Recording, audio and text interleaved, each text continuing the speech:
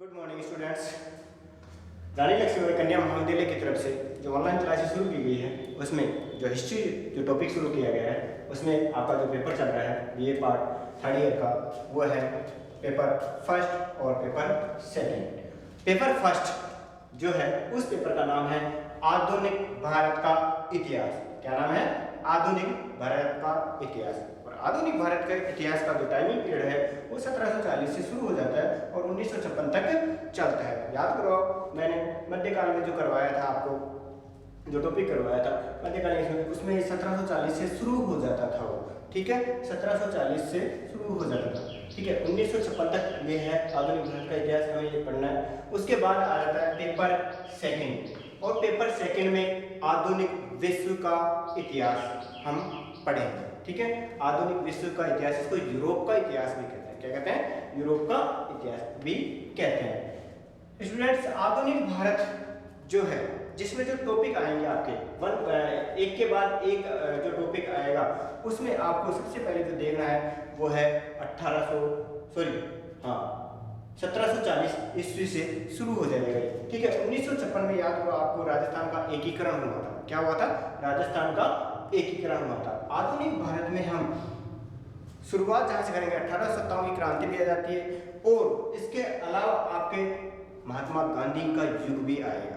ठीक है, अंग्रेजों का शासन भी आएगा इसमें, गवर्नर जनरल भी आएंगे इसमें। ठीक है, आधुनिक भारत के इतिहास में। आधुनिक भारत का इतिहास मैंने बताया था आपको कि इससे पहले दो प्रारंभ हुए थे काल।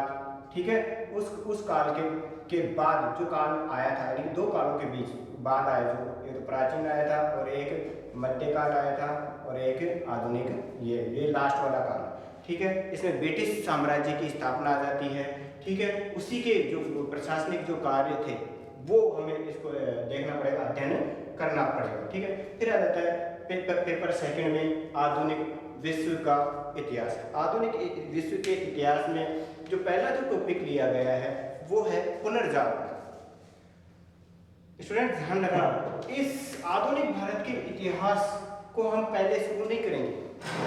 हम जो पहले शुरू करेंगे वो आपका लेसन जो शुरू करेंगे, जो टॉपिक जो शुरू करेंगे वो आधुनिक विश्व का इतिहास हम पढ़ेंगे।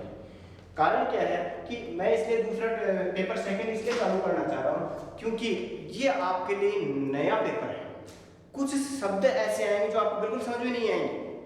तो पहले कहते हैं शुरुआत ऐसे करते हैं कि सरल से कठिन की ओर, लेकिन मैं थोड़ा कठिन से सरल की ओर जाना चाहता हूँ क्योंकि भारत, मैं इसलिए लेना चाहता हूँ कि भारत का इतिहास, गांधी जी के बारे में सब जानते हैं, ब्रिटिश काल जो भी है 1857 क्रांति सब जानते हैं, तो इसको तो ज्यादातर आपने पढ़ा हुआ है। लेकिन आधुनिक विश्व का इतिहास आपने, कई बच्चों ने केवल 11वीं क्लास में पढ़ा।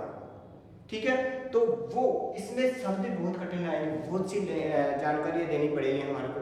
अलग अलग स्टार्टिंग में आपको बोरिंग लगेगा कि सर क्या पढ़ रहे हैं हमें, लेकिन जितना आधुनिक विश्व का इतिहास हम पढ़ेंगे उतना ही हमें मजा आएगा, इसमें अच्छा लगेगा। पुनर्जागरण जो इसमें आता है, एक टॉपिक आता है, और पुनर्जागरण का मतलब पता है यहाँ पर क्या है कि पुनः जागना। किससे जागना? जो चीज हमने लॉस कर दी थी, खो दी थी, जिसके बारे में हम जानते नहीं थे और अचानक हमें जानकारी मिल गई, तो इससे क्या हुआ कि हम उसमें पुनर्जागृत हो गए। यानी कि जिस चीज में हमें नॉलेज नहीं था, अचानक हमें वो नॉलेज आ जाता है, तो हमें एकदम कोई ज्ञान दे देता है, तो हमें ये जानकारी मिल जाती है कि यार ये चीज तो ये है, तो उससे क्या हम एक तरह जागरूक बन जाते हैं। तो यानी कि पुनर्जागरण का मतलब यहाँ पर है बौद्धिक जागृति, दिमाग की जगह बौद्धिक जागृति, हमें ज्ञान की जागृति होनी चाहिए। ठीक है, ऐसे ये काल आया था जब इसमें क्या हुआ था, साहित्य के क्षेत्र में जागृति आई थी। ठीक है, अलग अलग देशों में सबसे पहले जो हुआ था इटली में जर्मन पुनर्जागरण हुआ था प्रारंभ। ठीक है, फिर उसके बाद आ जाता है जर्मनी में आ जाता है, हर अलग अलग देशों में ये पुनर्जागरण प्रारंभ हो जाता है। उसके बाद इसमें साहित्य के क्षेत्र में जागृति आती है। ठीक है, पुनर्जागरण के बाद जो आता है वो आता है धर्म सुधार आंदोलन।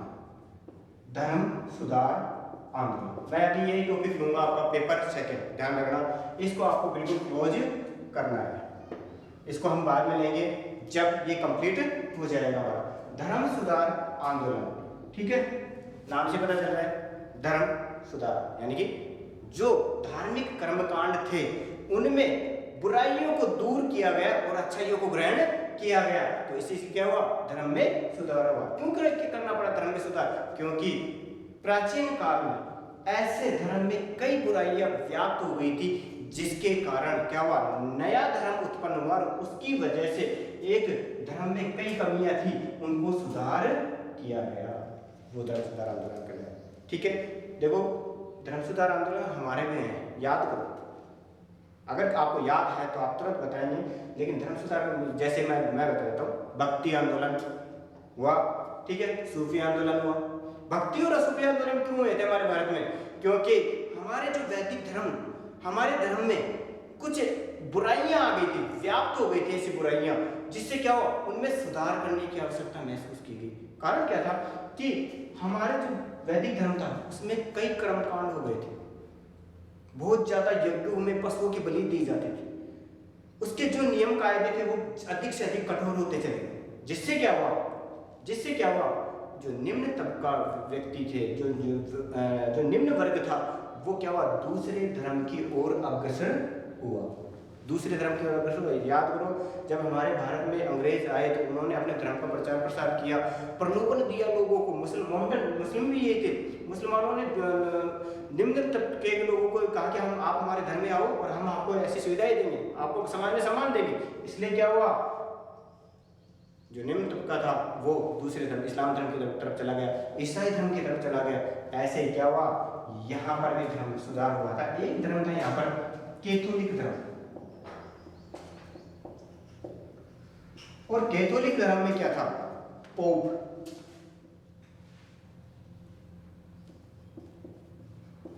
और ये पोप ऐसा था कि इसकी आज्ञा का पालन या इसके जो भी बातें थी इसका कोई उल्लंघन नहीं कर सकता था। पोप ही सर्वे सर्वा था, यहाँ तक कि राजा को भी इसकी आज्ञा का पालन करना पड़ता था। राजा भी कोई गलती कर देता था तो उसको भी कठोर दंड दिया जाता था। किसके द्वारा? पोप के द्वारा। ये था ईसाइयों का धर्म गुरु। ये मैं जब धर्म सुधार आंदोलन पढ़ाऊंगा ना, उसमें डिटेल्स बताऊंगा कि क्या है इसके पोप की कितनी चलती थी। मतलब ये ईश्वर का प्रतिनिधि माना जाता था। जनता ये मानती थी कि ईश्वर के बाद कोई व्यक्ति है तो वो है कौन है? पोप। और पोप ने जो कह दिया वही सत्य है, ईश्वर ने कह दिया। लेकिन क्या हुआ, समय समय पर इसमें व्यभिचारी, भ्रष्टाचार, कई चीजें फैली इस कैथोलिक धर्म में। और कैथोलिक धर्म में जो भ्रष्टाचार फैले, जो कमी आई, उनको दूर करने के लिए एक धर्म आया, वो था प्रोटेस्टेंट धर्म।